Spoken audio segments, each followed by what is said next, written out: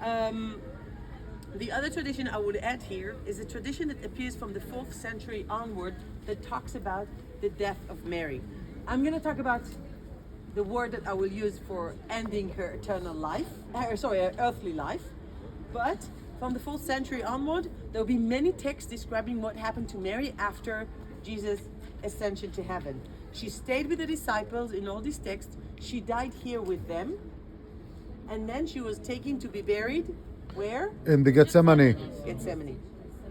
And she didn't stay there because in all these texts from the 4th century onward, she was assumed into heaven. She was taken to heaven.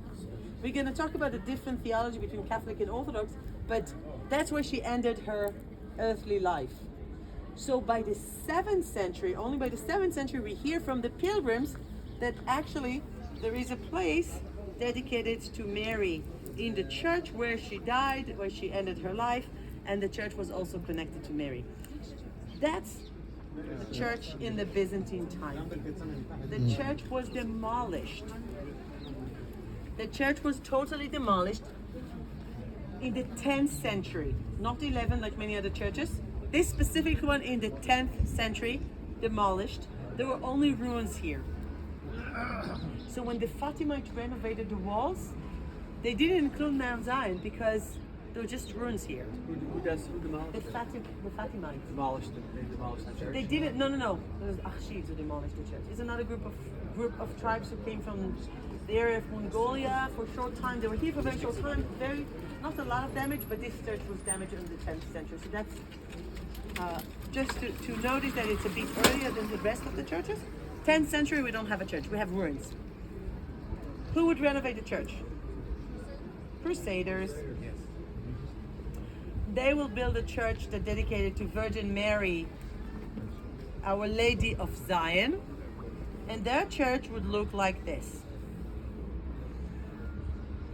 It's not accurate, but just to get an idea.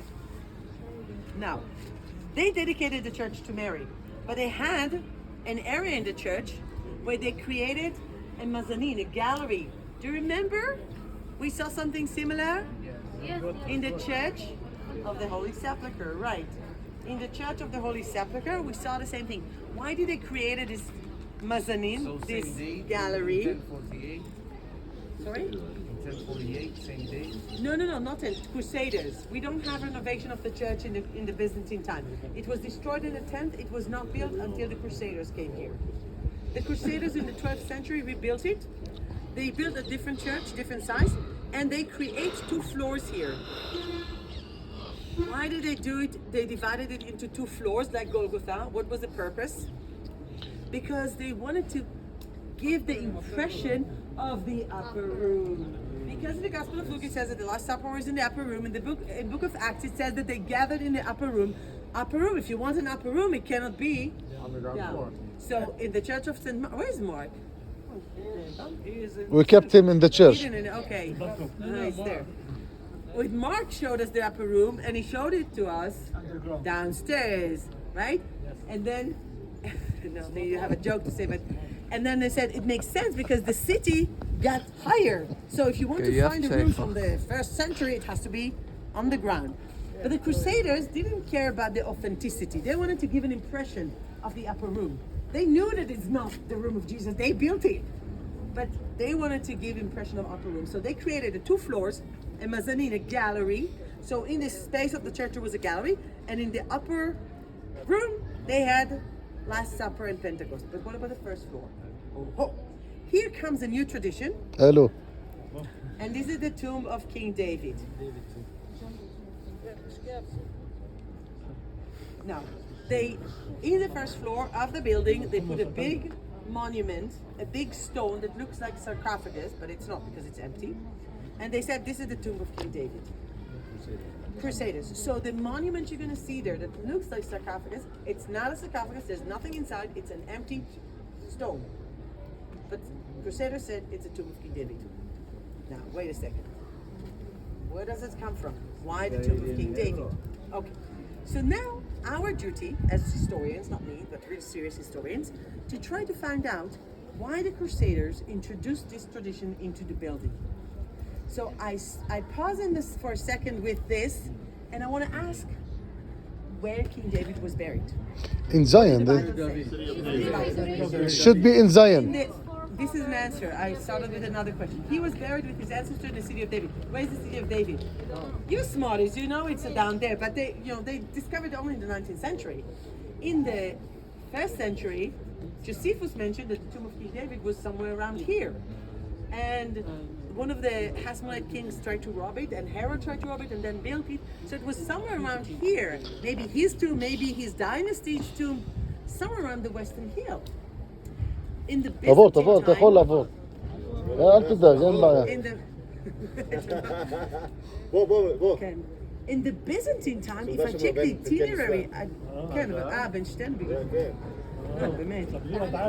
In the Byzantine time, אם הוא רוצה לחכות, in the Byzantine time, when pilgrims went to visit the tomb of King David, they went to Bethlehem. Because if he was buried with his ancestors, he come from Bethlehem, so his ancestors should be in Bethlehem. So we hear from in the itineraries that they went to visit Bethlehem. Only in the 10th century, there's a Muslim text that says that the tomb of King David is back in Jerusalem. And then the 12th century, it's inside the church. So why? Your answer? David, Jesus came from the family of Jesse, from the family Dynasty. of King David, first chapter of Matthew. You want to make the connection. Another reason, when you read in the book of Acts, after the disciples started to speak in tongues, people thought they were drunk. He said, did you drunk anything? And Peter stood up and said, no. It's too early in the morning. We are not drunk.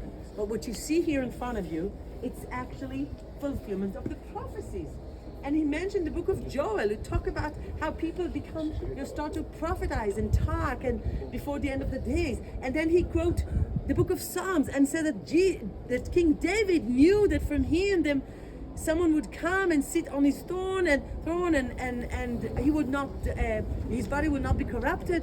And then when he quotes King David, he mentioned, and King David, who died and buried and is with us here today, you can take it very literally and say, Peter said, tomb of David here, so let's put the tomb of David here.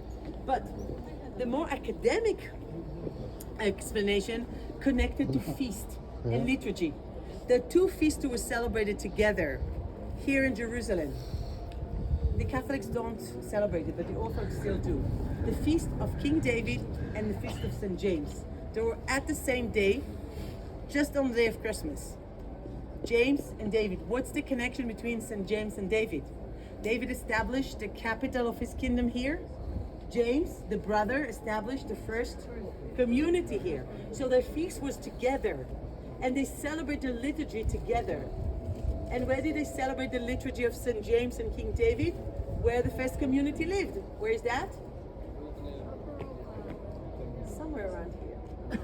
So what Professor Orly Mo, I don't know if you've heard her name, she was in the Open University. Every article she wrote, I recommend you to read. She's brilliant about Jerusalem and Christian places. Orly more? Orly Mo. They have many of the articles in English and also in Hebrew.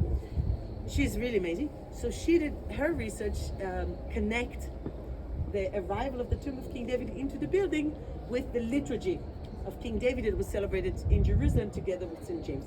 But all these things can try to explain what we know from the text, that the Crusaders planted this stone in the church to commemorate the tomb of King David. Okay.